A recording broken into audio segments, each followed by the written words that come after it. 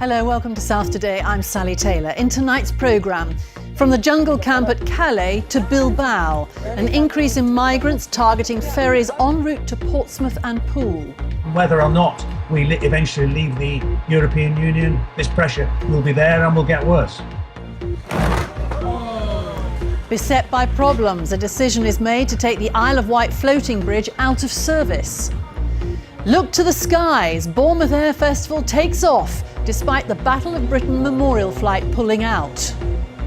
Hello, my name is Matt Masters, I'm from Southampton. Join me on South Today later, where I'll be flying one of these.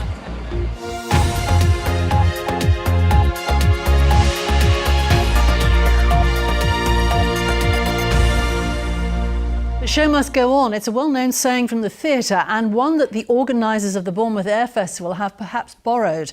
The four-day event kicked off today, 24 hours after being told some of their star attractions from the Battle of Britain memorial flight would not be appearing. But the good news is that Spitfires will still be taking to the skies over the resort. Edward Sault reports from Bournemouth seafront.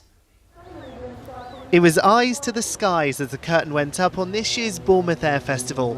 For the organisers, they've been trying to find a replacement for the Battle of Britain memorial flight. Today, success. We actually went out to the civilian aircraft display fraternity, and we've managed to secure Spitfires and also a Hurricane, and the Bristol Blenheim is going to display all 4 days, providing you with a good selection of World War II aircraft. I'm a supporter of the BBMF and particularly the Lancaster, but it's a shame that the Lancaster is not here. I think the fact Spitfire is going to be there will make a big difference than having nothing at all. So everyone enjoys seeing the old planes flying and enjoying that side of it. So it will make a difference rather than having absolutely nothing up instead. So, yeah. But you're still looking forward to the Red Arrows? Oh, yes. The Red Arrows are always going to pull in the crowds, and as they flew into a rainy Bournemouth this afternoon, for one of the pilots, being back on the south coast is rather special. Yeah, that's right. I grew up in Southampton. I was born in Winchester, and I went to King Edward VI School in Southampton for most of my education before leaving to go to Bristol University for my degree. Matt, would you believe, was able to fly an aeroplane before he was able to drive a car. His mum and dad, who still live in Southampton, will be in Bournemouth waving their son on this weekend. But for the Red Arrows pilot known as Red 4, who grew up down here, is there any particular landmark he'll be looking out for? Definitely sandbanks. I've spent an awful lot of time over the top of sandbanks when I was younger, with the family, with my brother and sister, building sandcastles on that beach. You know, it's a great beach.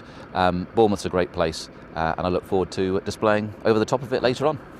Up to 500,000 people are expected here over the course of the next couple of days. Now, the Red Arrows have 3 different flying sequences they can do depending on the weather. They're hoping that the sun shines throughout the next few days so that they can do their best display.